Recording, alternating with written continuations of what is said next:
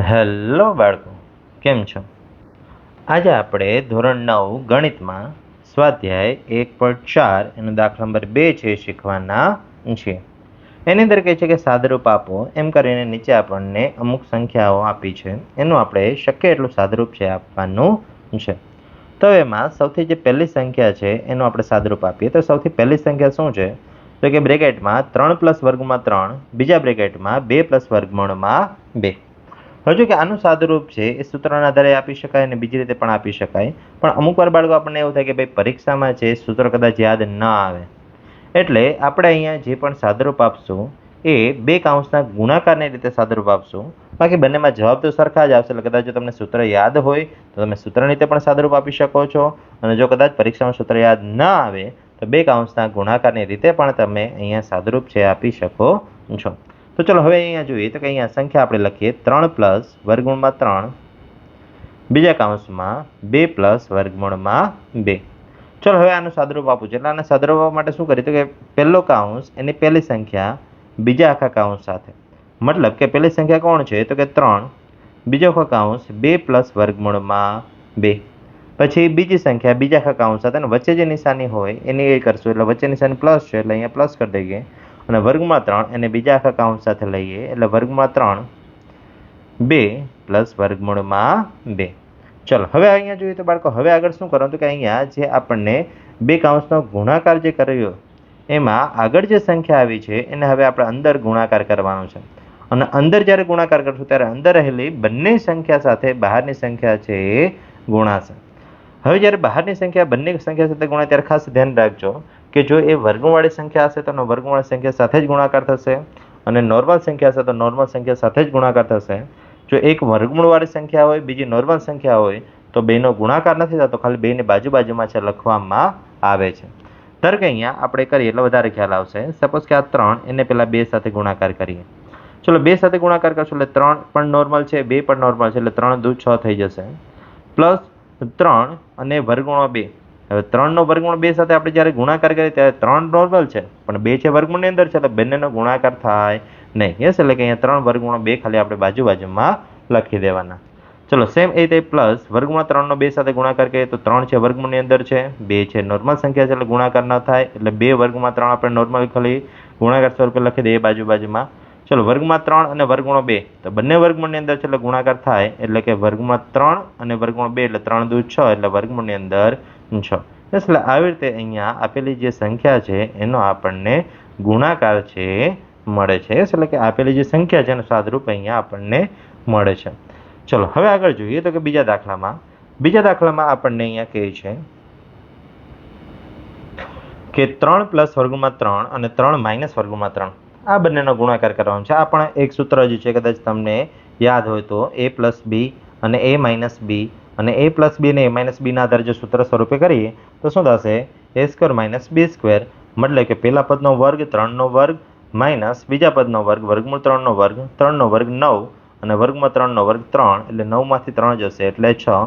એટલે આવી રીતે પણ આપણે એક સાદુરૂપ આપી શકીએ.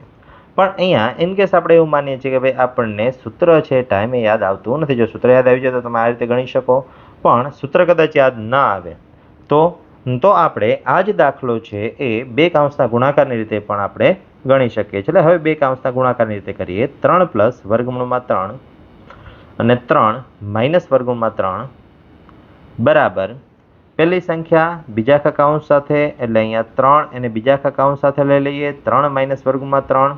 પછી બીજી સંખ્યા બીજા આખા કાઉન્સ સાથે, એટલે અહીંયા પ્લસ વર્ગમૂળમાં 3 બીજા આખા કાઉન્સ, એટલે કે 3 - વર્ગમૂળમાં 3. ચલો હવે અહીંયા તો કે હવે આપણે શું કરીએ તો કે ભાઈ અહીંયા જે બહાર જે સંખ્યા છે એનો આપણે અંદર ગુણાકાર કરવાનો છે. આગળના દાખલાનો નિયમ યાદ કરીએ, નોર્મલ સંખ્યા સાથે જ ગુણાકાર થશે, વર્ગમૂળવાળી સંખ્યાનો વર્ગમૂળવાળી સંખ્યા સાથે જ ગુણાકાર થશે, નોર્મલ સંખ્યાના વર્ગમૂળવાળી સંખ્યાનો ગુણાકાર થશે નહીં, એને ખાલી આપણે બાજુમાં છે એ લખી દેવાશે. ચલો તો હવે અહીંયા આગળ દાખલો કરીએ તો અહીંયા 3 છે એને આપણે 3 સાથે ગુણાકાર કરવાનો, તો કે બંને નોર્મલ જ છે એટલે 3 × 9 કરી શકાય, પણ 3 એનો હવે વર્ગમૂળ 3 સાથે ગુણાકાર કરીએ તો 3 નોર્મલ છે પણ અંદર જે કાઉન્સ અંદર છે વર્ગમૂળમાં 3 છે, એટલે બંને નો ગુણાકાર થઈ શકશે નહીં, કારણ કે એક છે નોર્મલ સંખ્યા છે બીજી વર્ગમૂળવાળી સંખ્યા છે, એટલે અહીંયા બંને ખાલી બાજુમાં લખી દઈએ. આગળ જે 3 છે એ પ્લસ છે, અંદર છે માઇનસ, પ્લસ માઇનસ માઇનસ 3 વર્ગમૂળમાં 3.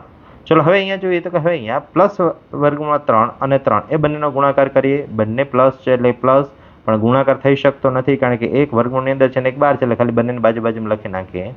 પછી અહીંયા વર્ગમાં 3નો આપણે 3 સાથે ગુણાકાર કરીએ એટલે પ્લસ માઇનસ માઇનસ વર્ગમાં 3 ગુણ્યા વર્ગમાં 3 એટલે વર્ગમૂળમાં 9. ચાલો, એટલે આવી રીતે અહીંયા જે 12 જે સંખ્યા હતી એનો આપણે અંદર ગુણાકાર કર્યો. ચાલો હવે જોઈએ તો કે હવે અહીંયા જેનું વર્ગમૂળ સરખું હોય એનું સાદરૂપ આપણે આપી શકાય. તો જો કદાચ ધ્યાનથી જોઈએ તો અહીંયા વર્ગમાં 3 બે વખત છે, એટલે એના સહગુણકનો આપણે સરવાળો બાદબાકી કરી શકાય. એક વખત માઇનસ છે, એક વખત પ્લસ છે, એક વખત 3 પ્લસ છે અને એક વખત 3 માઇનસ, એટલે કે 3 માંથી 3 જશે એટલે 0 થઈ જશે. વચ્ચેના જે આખા જે બંને પદ છે એ નીકળી જશે. એટલે વધશે કેટલા? તો કે અહીંયા 9 માઇનસ વર્ગમૂળ 9 વધશે. હવે વર્ગમૂળ 9 છે એનું હજી વર્ગમૂળ નીકળી શકે કેટલું થશે? 3 થશે, એટલે એનો વર્ગમૂળ આપણે કાઢી લઈએ એટલે કે 9 માઇનસ 3. યસ, એટલે અહીંયા આપણને 9 માંથી 3 બાદ કરી દઈશું એટલે 6. અને કદાચ થોડુંક વિડીયો આપણે રિવાઇઝ કરીને જોઈ શકો છો બાળકો કે જો આપણે સૂત્ર રીતે જે દાખલો ગણ્યો હતો એમાં પણ આપણને જે જવાબ મળ્યો હતો કેટલો મળ્યો હતો? 6 જ છે મળ્યો હતો. એટલે કે બંનેમાં જે જવાબ જે મળે છે કેવા મળે છે? એક સરખા મળે છે. ચાલો હવે અહીંયા તો કે નેક્સ્ટ જે ત્રીજો દાખલો છે એમાં પણ અહીંયા વર્ગવાળું સૂત્ર છે આપણે વાપરી શકીએ. એટલે પહેલાં સૂત્રના આધારે ગણીએ પછી આપણે નોર્મલ રીતે કરીએ. યસ, એટલે કે અહીંયા વર્ગમૂળમાં 5 પ્લસ વર્ગમૂળમાં 2 આખાનો વર્ગ, અને આમાં કયું સૂત્ર આવશે? તો કે a પ્લસ બી આખાનો વર્ગ બરાબર a square plus 2ab plus B square. Yes, એટલે આ સૂત્ર છે આપણે અહીંયા વાપરી શકાય. ચલો હવે એ સૂત્ર વાપરીએ તો કે અહીંયા પહેલું પદ a ની જગ્યાએ વર્ગમૂળ 5 એટલે કે વર્ગમૂળ 5નો વર્ગ પ્લસ 2 a ની જગ્યાએ વર્ગમૂળ 5, b ની જગ્યાએ વર્ગમૂળ 2 પ્લસ b નો વર્ગ એટલે વર્ગમૂળ 2 નો વર્ગ. ચલો સાદરૂપ આપીએ. વર્ગમૂળ 5નો વર્ગ તો કે વર્ગ અને વર્ગમૂળ નીકળી જશે, ખાલી એકલા 5 વધશે. 2 અને વર્ગમૂળ 5 અને વર્ગમૂળ 2 બંનેનો ગુણાકાર કરી શકાય એટલે 5 દુ 10 એટલે વર્ગમૂળની અંદર 10 પ્લસ વર્ગ અને વર્ગમૂળ નીકળી જશે, કેટલા વધશે? 2. હવે અહીંયા 5 પણ નોર્મલ છે, 2 પણ નોર્મલ છે, એટલે બંનેનો આપણે સરવાળો કરી શકીએ. વચ્ચે જે વર્ગમૂળવાળી સંખ્યા છે એનું કાંઈ નહીં થાય, એટલે વર્ગમૂળવાળી સંખ્યાને આપણે એમને રહેવા દઈશું. એટલે કે 5 ને 2 7 પ્લસ એટલે કયા 2 લીધા? તો કે અહીંયા જે પાછળના જે છેલ્લા 2 છે એ અને 5 બંનેનો સરવાળો કરી દીધો એટલે અહીંયા 7 પ્લસ 2 વર્ગમૂળમાં 10. યસ, એટલે આ છે આપણો ફાઇનલ જવાબ છે થયો. હવે ચેક કરીએ કે ભાઈ આપણી જે નોર્મલ રીત છે, મતલબ કે 2 કાઉન્સવાળી જે રીત છે, 2 કાઉન્સના ગુણાકારવાળી, એ રીતે પણ આ જ જવાબ આવે છે. તો હા, ચેક કરીએ. અહીંયા સપોઝ કે આપણે વર્ગમૂળ 5 પ્લસ વર્ગમૂળમાં 2 આખાનો વર્ગ એટલે શું થશે? તો કે અહીંયા વર્ગમૂળ 5 પ્લસ વર્ગમૂળમાં 2 બે વખત થશે, કારણ કે વર્ગ છે એટલે વર્ગનો અર્થ શું થાય? તો કે એ સંખ્યા ગુણાકારમાં 2 વખત લખવાની. ચલો 12ની સંખ્યા અંદર ગુણાકાર કરીએ એટલે વર્ગમૂળ 5 પ્લસ વર્ગમૂળમાં 2 પછી પ્લસ વર્ગમૂળ 2 નો વારો એટલે પ્લસ વર્ગમૂળ 2 કાઉન્સની અંદર વર્ગમૂળ 5 પ્લસ વર્ગમૂળમાં 2. ચલો હવે સાદરૂપ આપીએ. વર્ગમૂળ 5 ગુણ્યા વર્ગમૂળ 5 એટલે વર્ગમૂળની અંદર 25, વર્ગમૂળ 5 અને વર્ગમૂળ 2 એટલે વર્ગમૂળની અંદર 10, 5 દુ 10, 2 ગુણ્યા 5 વર્ગમૂળની અંદર એટલે અહીંયા પણ 5 દુ 10, વર્ગમૂળ 2 અને વર્ગમૂળ 2 એટલે વર્ગમૂળમાં 4. વર્ગમૂળ 25 અને વર્ગમૂળ નીકળી જાય 5 એટલે ત્યાં 5 કરી દઈએ. વર્ગમૂળ 10 બંનેનો સરવાળો થઈ જાય એટલે 2 વખત વર્ગમૂળ 10 થશે અને 4નું પર વર્ગમૂળ નીકળે છે 2. યસ, એટલે અહીંયા 5 અને 2 બંનેનો સરવાળો કરીએ એટલે આપણને કેટલા મળશે? 7 પ્લસ 2 વર્ગમૂળમાં 10. અને હવે તમે જોઈ શકો છો બાળકો કે ભાઈ આપણે 2 કાઉન્સનો ગુણાકાર કર્યો અને અહીંયા સૂત્રના આધારે ગુણાકાર કર્યો, એ બંનેમાં છે આપણને જવાબ કેવો આવે છે? સરખો છે મળે છે. યસ, એટલે આવી રીતે છે અહીંયા આ દાખલો થયો. ચાલો હવે છેલ્લો દાખલો, ચોથો દાખલો કરી લઈએ અને એની અંદર પણ આપણે સૂત્ર અને બીજી રીત બંને રીતે છે દાખલો કરીએ કે જેથી કરીને આપને સમજવામાં જે રીતે યોગ્ય લાગે એ રીતે છે આપ સમજી શકો. ચલો હવે અહીંયા સૂત્ર પહેલાં તો કયું વપરાશે એ જોઈએ. તો કે અહીંયા a માઇનસ બી છે અને a પ્લસ બી છે. તો કે a માઇનસ બી અને a પ્લસ બી એટલે શું થશે? તો કે પહેલા પદનો વર્ગ માઇનસ બીજા પદનો વર્ગ. ચલો એટલે અહીંયા વર્ગમૂળ 5 માઇનસ વર્ગમૂળ 2 અને બીજા કાઉન્સનો વર્ગમૂળ 5 પ્લસ વર્ગમૂળમાં 2 એટલે a નો વર્ગ એટલે a તરીકે અહીંયા વર્ગમૂળ 5 છે એટલે વર્ગમૂળ 5 નો વર્ગ માઇનસ વર્ગમૂળમાં 2 નો વર્ગ. ચલો વર્ગમૂળ 5 નો વર્ગ વર્ગમૂળ નીકળી જશે, ખાલી એકલા 5 વધશે. વર્ગમૂળ 2 નો વર્ગ વર્ગમૂળ નીકળી જશે, ખાલી એકલા 2 વધશે. 5 માંથી 2 જશે કેટલા થશે? 3 છે આપણને મળશે. ચલો હવે ચેક કરીએ કે ભાઈ 2 કાઉન્સના ગુણાકારથી શું આટલો જવાબ મળે છે?